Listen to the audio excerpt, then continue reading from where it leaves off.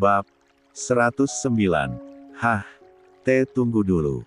Racun. Amanda nampak terhenyak, kaget luar biasa. Deset. Kenapa? Kok tiba-tiba aja ada yang begituan di situ? Amanda terdiam sejenak. Bekerja dengan atasan dengan seseorang seperti Wirya yang perusahaannya begitu sukses dan terbagi menjadi beberapa sektor bahkan juga terus menambah sektor lain dan selalu berhasil dan stabil terlaksana, Amanda cukup paham bagaimana jalannya dunia bisnis. Tadi sempat kaget namun tanpa bertanya pun, dirinya langsung paham mengapa tiba-tiba saja ada hal yang begitu mengerikan tersebut. Persaingan bisnis. Bukannya yang datang sekarang para pemegang saham yang itu artinya kolega yang berada di pihak kita semua ya Wir. Kenapa kok gue yang tiba-tiba aja kena? Deset itu seharusnya buat gue tapi lo kan tiba-tiba aja memakannya tanpa sempat gue cegah. Sejujurnya perasaan gue tidak enak makanya gue menyuruh lo berhenti makan. Maaf, gue sudah membuat nyawa lo menjadi dalam bahaya. Amanda menjadi terdiam. Dengan perasaan merinding juga takut yang merasuk ke dalam hati. Bisa jadi persaingan bisnis, tapi juga bisa karena hal lain. Gue sedang menyelidikinya. Maaf sekali lagi.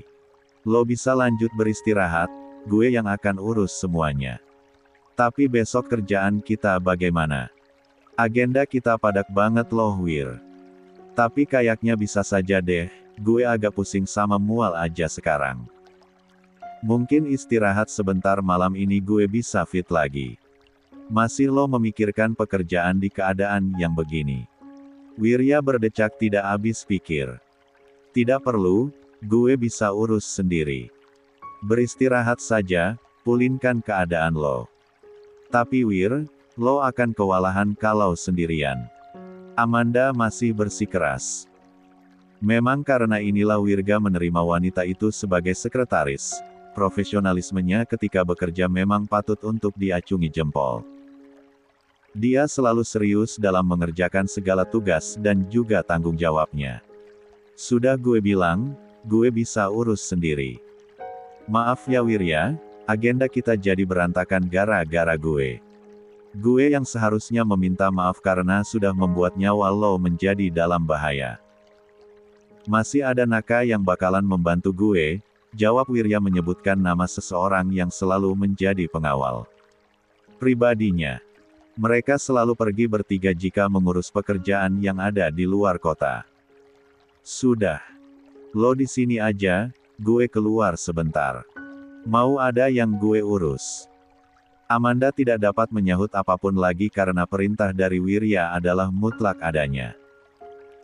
Sehingga dia membiarkan pria itu yang nampak begitu sulit diekspresikan wajahnya berjalan keluar lalu menghilang dari balik pintu.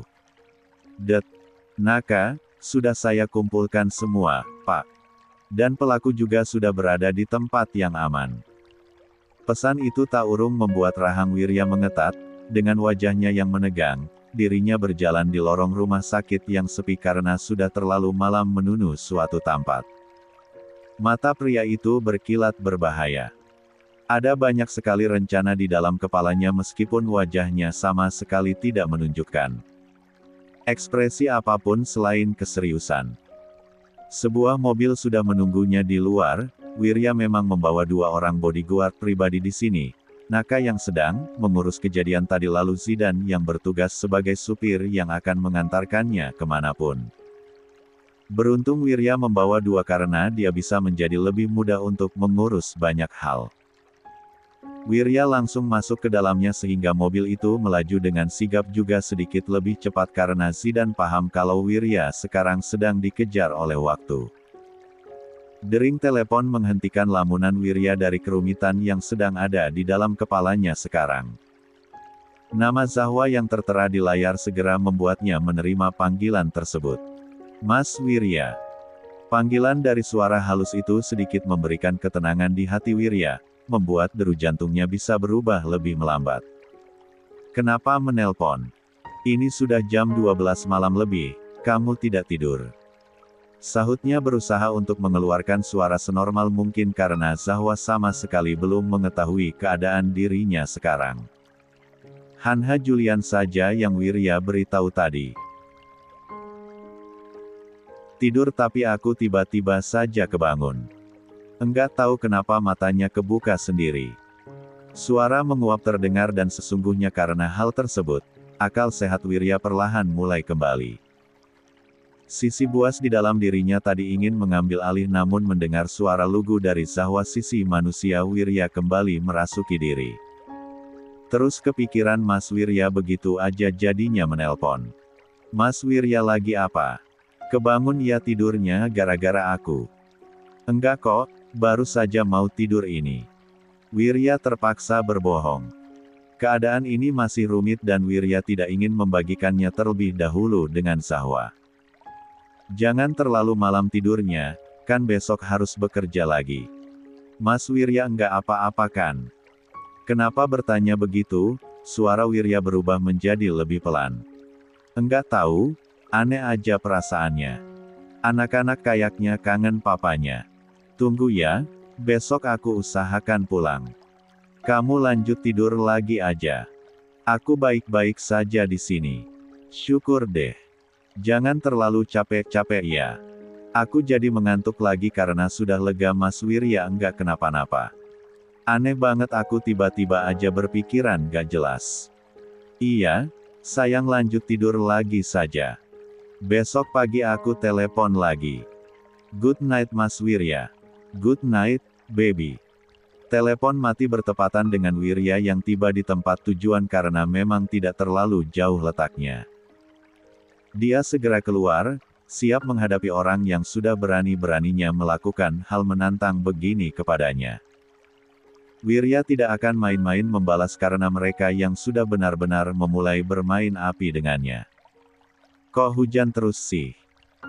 Zahwa menengok melalui jendela, menengadah menatapi langit yang benar-benar begitu kelam, mana disertai kilat juga bunyi nyaring guntur yang begitu besar pula. Benar-benar terlihat mengerikan. Padahal sekarang pagi hari namun hampir saja nampak seperti malam hari karena kelamnya langit. Zahwa melirik jam dan mengeluh ketika menemukan jam baru menunjukkan pukul 6 pagi.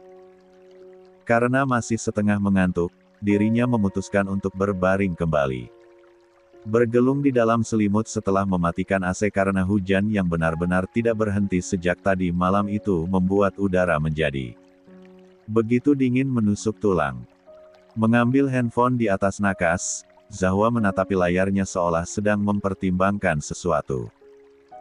Mas Wirya sudah bangun apa belum ya, gumamnya, pasti sudah bangun deh kan harus kerja lagi hari ini. Tapi kok belum kirim chat? Kemarin aja mengirim, kok sekarang enggak? Apa emang masih tidur? Zahwa sibuk bertanya-tanya sendiri lalu berujung menghela napas dan mengurungkan niat untuk mengirimkan apapun karena takut mengganggu. Dia berasumsi Wirya belum bangun dan mungkin saja sedang kelelahan sebab kemarin seharian bekerja. Baru ditinggal sehari saja Zahwa sudah merasa uring-uringan sendiri padahal kemarin saja dirinya tidak ingin dekat-dekat dengan suaminya.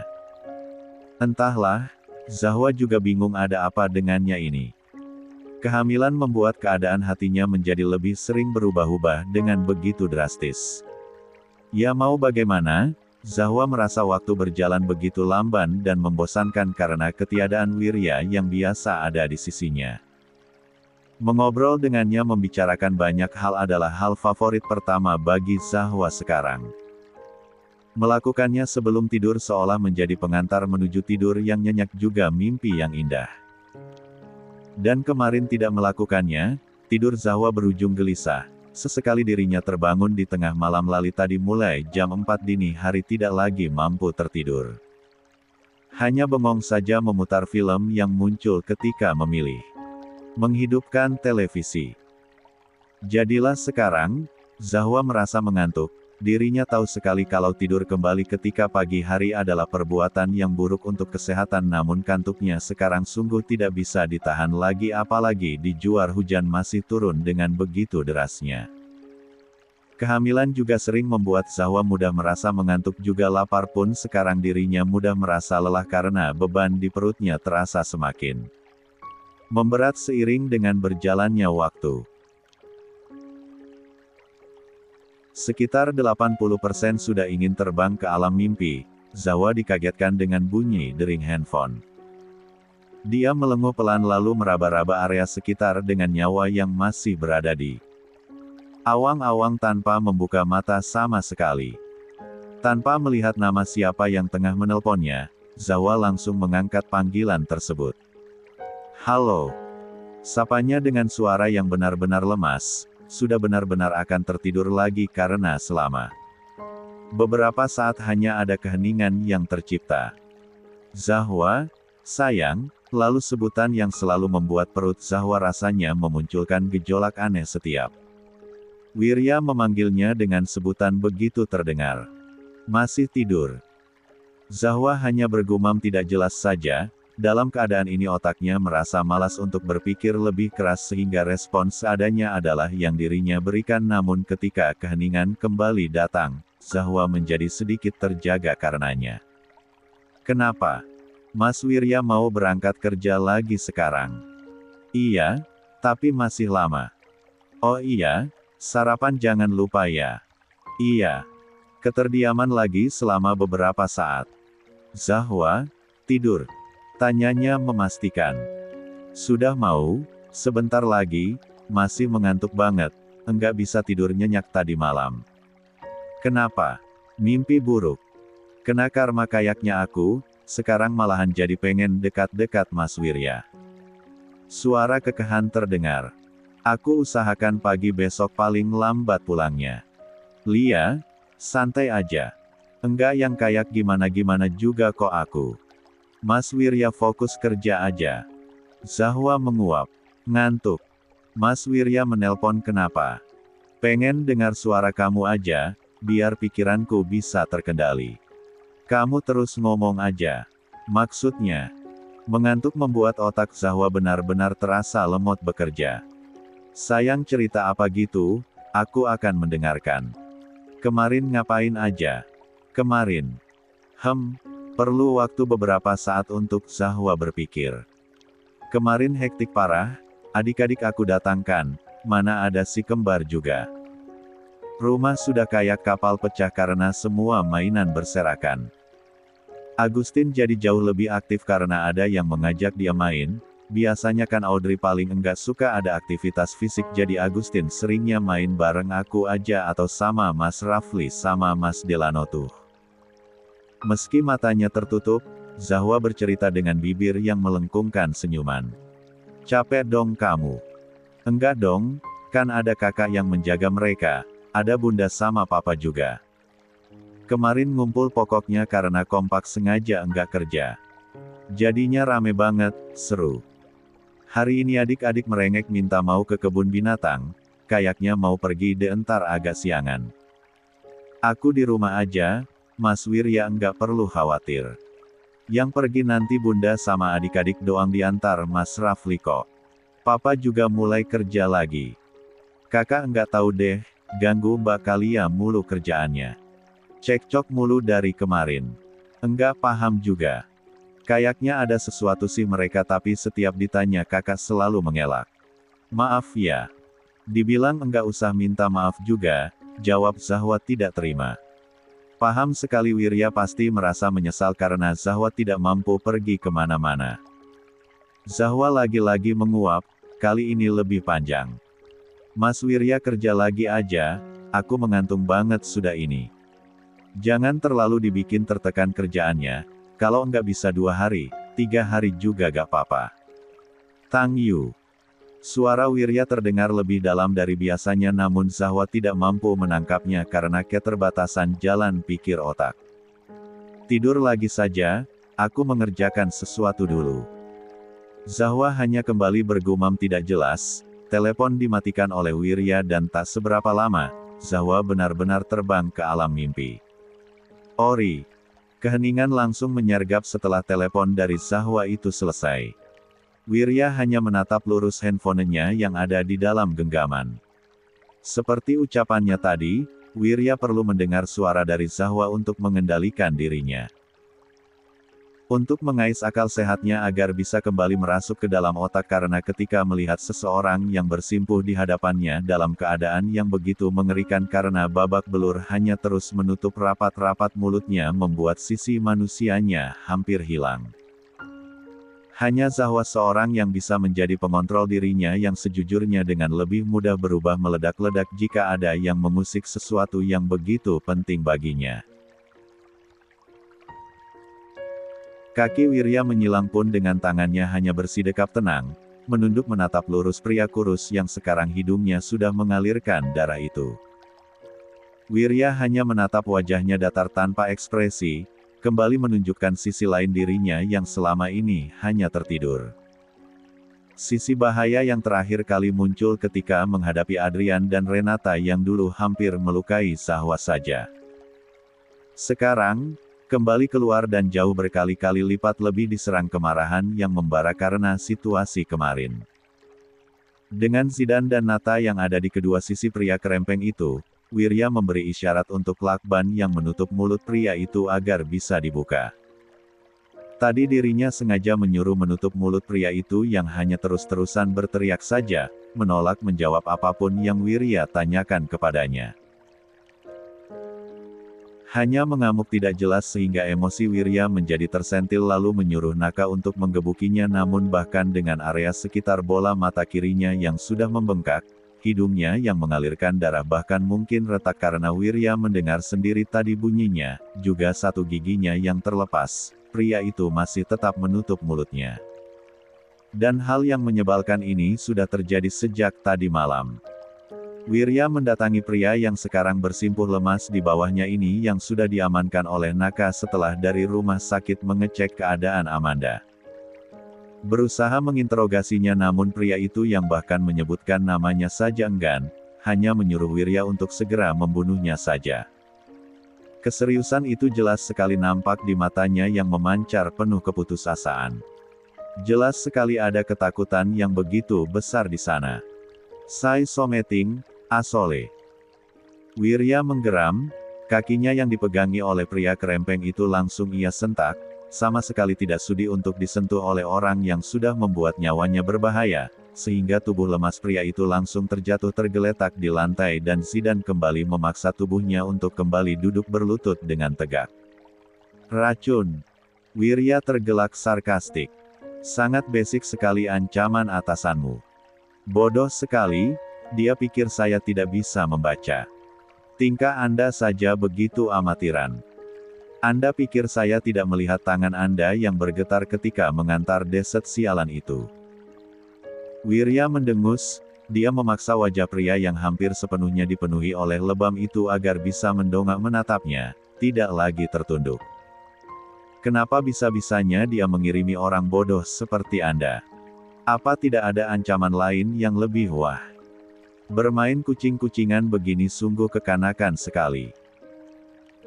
Wirya mengangkat tangan pria itu sehingga dia langsung mengerang kencang karena sepertinya tulang tangannya juga bergeser karena sejak kemarin sudah dihajar habis-habisan oleh orang suruhan Wirya hanya untuk memaksanya agar bisa membuka mulut.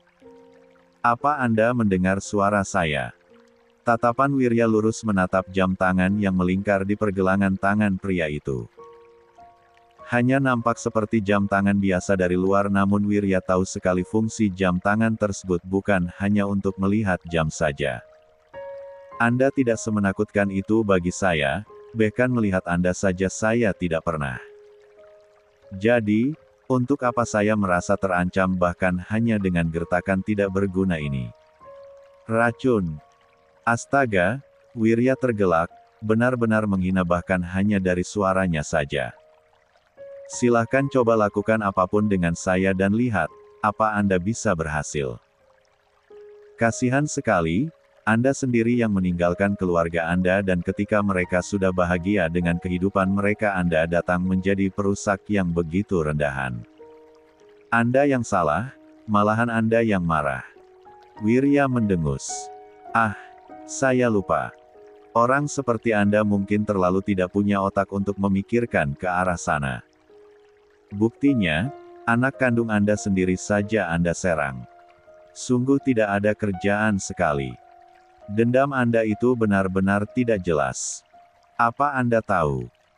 Wirya berbicara dengan pandangan yang lurus menatap jam tangan itu, menatap begitu tajam dan bengis seolah orang yang dirinya ajak berbicara ada di hadapannya sekarang. Bunuh saya saja. Bunuh saya sekarang juga. Pria itu menghempas tangannya dari genggaman tangan Wirya, kembali menjeritkan kalimat yang sama yang sudah dirinya teriakan sejak tadi malam tanpa henti. Wirya hanya tetap datar wajahnya, sama sekali tidak mempedulikan jeritan itu. Sedikit saja Anda menyentuh istri saya, jihad dan tunggu saja akan apa yang saya lakukan. Saya benar-benar tidak peduli dengan posisi Anda yang katanya bos bawah tanah lah, memiliki ratusan anak buah lah.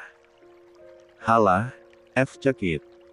Bagi saya, Anda hanya sampah rendahan yang bahkan jauh lebih rendahan daripada kotoran. Wirya memang bukan orang yang banyak berbicara namun sekalinya dirinya berbicara apalagi jika diliputi oleh segala emosi, hanya ada kalimat merendahkan dan menghinalah yang keluar dari mulutnya. Perlu saya ingatkan sekali lagi bahwa dendam yang Anda rasakan itu benar-benar tidak berdasar.